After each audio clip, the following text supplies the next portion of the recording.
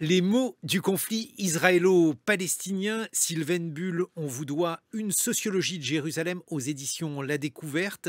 Qui sont les Israéliens? Les Israéliens, sont des Sabris, des natifs d'Israël. Il y a quelque chose qui est très fort et de plus en plus en Israël, une distinction entre les Juifs de la diaspora et les Juifs israéliens qui vivent sur place. Et alors, à l'échelle, du territoire israélien, il y a évidemment une multitude, d'origines des Israéliens. Ce serait extrêmement long de détailler, mais les orientaux sont désormais, majoritaires parce que le flux le plus important, depuis l'émigration, n'oublions pas que les Juifs israéliens ont été chassés pour une grande partie des pays orientaux.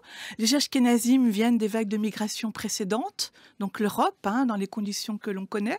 Et puis nous avons les Juifs d'Amérique latine qui se sont ralliés un peu plus tard, à partir de 67, beaucoup plus pour des raisons nationalistes. Mais il y a une diversité d'Israéliens, mais ils sont liés par l'appartenance à la nationalité israélienne et au droit au retour. C'est un pays de 10 millions d'habitants. C'est un pays qui, aujourd'hui, a un PIB assez important, puisqu'il est supérieur à 50 000 dollars par an. C'est quelque chose qui paraît relativement évident parce qu'on voit aujourd'hui Israël comme étant un pays puissant, notamment grâce à la haute technologie. Mais pendant longtemps, les Israéliens ont été assez pauvres avec une économie qui était assez rudimentaire, Sylvaine Bull. Oui, le Yishuv, le pré-État d'Israël, a fait s'installer des Israéliens qui ont vécu dans des conditions très précaires. Et de 48 à 67, et aussi hein, ce qu'on appelle les Mahabarot, qui existent encore, ce sont les campements assez rudimentaires dans lesquels vivent notamment les Juifs Misrachim, les Orientaux. Mais par contre, c'est une nation et ce sont un peuple extrêmement industrieux qui travaille beaucoup. Et d'ailleurs, on peut opposer là aussi des modes d'existence qui voient Israël toujours dans le temps de la survie, donc qui travaillent beaucoup et qui ont construit une nation industrieuse, assez prospère, notamment grâce aux nouvelles technologies, mais aussi grâce à l'agriculture et à l'artificialisation des sols, à l'ensemble de la reconquête agricole qui procure, je crois que c'est 40% de la production nationale. L'agriculture est extrêmement importante en Israël. Ce qui, là aussi, est une spécificité, puisque les Israéliens ont construit une image en rupture avec celle des Juifs du ghetto, puisque traditionnellement, les Juifs du ghetto ne cultivaient pas la terre, n'avaient parfois pas le droit de cultiver la terre. Oui, oui, absolument. La tâche première de l'Israélien pionnier, ça a été de construire son pays, de construire une terre et de, en effet, se présenter aussi comme volontaire conquérant, contrairement aux Juifs du ghetto. Et d'ailleurs, c'est aussi quelque chose que l'on entend beaucoup actuellement en Israël, Tzedek Yehudi, justice juive, au sens où précisément si le 7 octobre, pendant la Shoah, il y avait eu une armée des Juifs, il n'y aurait pas eu de massacre. Donc l'esprit des pionniers d'Israël, c'est de construire littéralement Adama, la terre, et Eretz, la terre comme territoire et comme nation.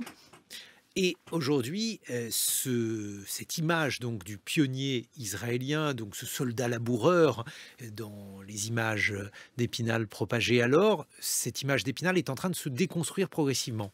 Oui, oui, mais elle s'est déconstruite depuis un certain nombre d'années parce que la jeune génération, c'est-à-dire celle qui est née après 70-80, ne se reconnaît pas dans l'image viriliste, masculiniste du pionnier arien, d'une part, et puis parce que il y a l'idée d'une pacification aussi dans la jeune génération. Ça se voit d'ailleurs dans les réfusniks, ceux qui refusent l'armée. Mais donc oui, l'image du pionnier, elle a été extrêmement diluée. Elle est en train peut-être de renaître aujourd'hui, ce que je disais à propos de Tzedek Yehudi, la justice juive, l'idée de se réarmer mentalement, politiquement, nationalement et militairement.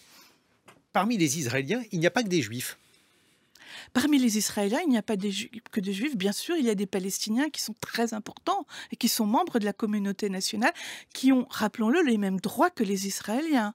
Un Palestinien d'Israël, pas de Cisjordanie, donc qui a le passeport israélien, a les mêmes droits. Par contre, il est victime de discrimination ou de stigmatisation, ou en tout cas, il a la perception d'être stigmatisé selon les cas. il y a environ 1,5 million de Palestiniens d'Israël. Parmi ces Palestiniens d'Israël, environ 15% d'entre eux sont chrétiens, ce qui fait finalement une mosaïque, en partant également de l'idée, Sylvain Bull, que les Israéliens viennent de partout dans le monde. C'est probablement l'un des États les plus cosmopolites au monde.